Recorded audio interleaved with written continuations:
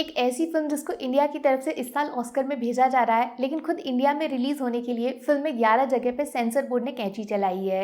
77 second का footage उड़ा दिया और एक सीन तो इतना चुप गया सेंसर बोर्ड को कि 32 सेकंड से उसको छोटा कर दिया गया। आखिर ऐसा क्या दिखाया गया है इस फिल्म में? इतना डर किस बात का है कि फिल्म को रिलीज होने देने में शायद इसको बनाने से भी ज्यादा वक्त लग गया। फिल्म का नाम है होम बाउंड और ठीक अपने अंग्रेजी नाम की तरह इंग्लिश ऑडियंस ने इसका अनकट वर्जन देखा, ओरिजिनल वाला, और फिल्म को ऑस्कर के लिए चुन लिया। लेकिन हमें वो दिखाया जाएगा जो सेंसर बोर्ड चाहता है। और ये बताओ, बिना पब्लिक को दिखाए फिल्म को रिलीज से पहले ही ऑस्कर कैसे भेज दिया? मतलब फिल्म बुरी है, ठीक ठाक है, या फिर इतनी बेस्ट है कि सीधा इसको ऑस्कर में भेज दिया जाए? इसमें पब्लिक का ओपिनियन मैटर नहीं करता क्या? लग तो ऐसा ही रहा है। तो बॉस, पहली वार्निंग दे देती हूँ आपको, होम बाउंड दूसरी फिल्मों जैसी नहीं है। भले ही इसको मसान के डायरेक्टर ने बनाया हो और वो आपको बहुत पसंद आई होगी, लेकिन होम बाउंड अलग ही टाइप का सिनेमा है जिसमें 99% पब्लिक का पैसा बर्बाद होने के चांसेस हैं। जो थिएटर जाएंगे वो बोलेंगे ये तो फिल्म ही नहीं है, क्या दिखा रहे हो। लेकिन जो बचा हुआ 1% है वो लड़ जाएंगे, इस फिल्म को ऑस्कर तक खुद अपने कंधे पे बिठा के ले जाएंगे। शायद फिल्मों जैसी लगने वाली सबसे कम फिल्मी फिल्म होगी ये। वैसे एक कमाल की बात बताऊं, इस फिल्म को बनाया गया है न्यूज़पेपर में छपे एक रियल लाइफ आर्टिकल के ऊपर, जिसका सीधा कनेक्शन लॉकडाउन, कोविड-19 कोरोना वायरस से है। अलग अलग शहरों में अलग अलग शहरों के लोग फंसे हुए थे। जिसके पास पैसा था उसको दिक्कत कम हुई, लेकिन जो शहर ही पैसे के लिए गया था वो शायद वापस घर कभी नहीं पहुंच पाया।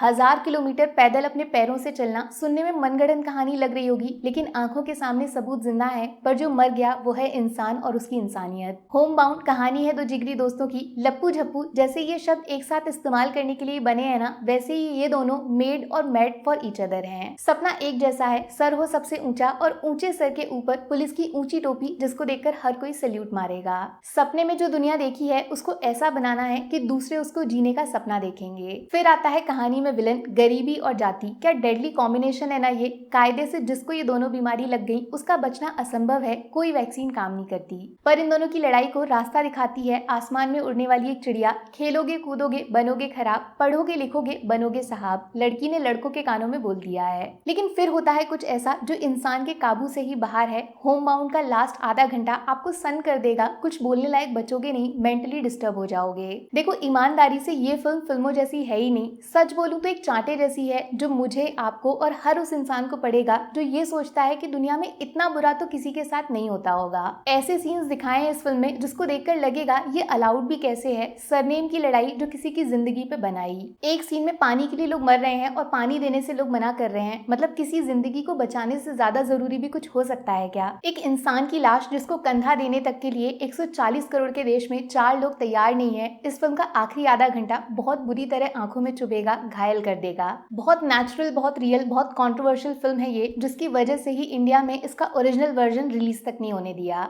ऐसे टॉपिक्स छेड़े हैं जिसपे सिर्फ 11 कट्स लगे, मुझे ताजुब हो रहा है। शायद करण जौहर थे तो बच गए, वरना ये पूरी फिल्म 11 बार शुरू से बनानी पड़ती। गाँव की कहानी है, गाँव की राइटिंग है। शायद शहर में रहने वाले लोग इसको एक बार में समझ नहीं पाएंगे, और इस फर्क को साबित करना ही इस 2 घंटे की फिल्म का मकसद है। इस देश में भी 2 देश रहते हैं। जो इस बात को गहराई से समझ लेगा वो फिल्म से फेविक्विक की तरह कनेक्ट करेगा, वरना पूरी फिल्म सर के ऊपर से जाएगी। 2 घंटे एसी में नींद आ जाएगी। और ये जो डायरेक्टर हैं, इनकी इज्जत इसीलिए बहुत ज्यादा है कि ये एक्टर चुनने में बहुत ज्यादा टाइम लगाते हैं। और ऐसा क्यों, उसका सबूत मसान में विकी और ऋचा चड्ढा की एक्टिंग है। और उन दोनों को कांटे की टक्कर दी है ईशान खट्टर ने। बहुत टाइम बाद किसी एक्टर की आंखों में उस फिल्म की कहानी नजर आ रही है। डायलॉग्स जितने पावरफुल, उससे ज्यादा दमदार ईशान का सन्नाटा है। विशाल जेठवा, इनको मर्दानी के बाद फिल्म ना मिलना बहुत बड़ा क्राइम है, और जितनी आसानी से फिल्म का सबसे मुश्किल रोल किया उन्होंने, आपकी आंखों में आंसू आ जाएंगे। जानवी कपूर तो आजकल आलू हो गई हैं, हर दूसरी फिल्म में फिट हो जाती हैं, लेकिन इस कहानी में उनका कैरेक्टर बाकी फिल्मों से अलग है और इस बार उनकी एक्टिंग पे कोई उंगली नहीं उठा पाएगा। तो दोस्त, होम बाउंड को 5 में से 3.5 स्टार्स मिलेंगे। एक्टिंग, सब्जेक्ट, लास्ट का आधा घंटा और स्पेशल क्रेडिट डायलॉग्स सुनने में आसान लेकिन जख्मी करने वाले।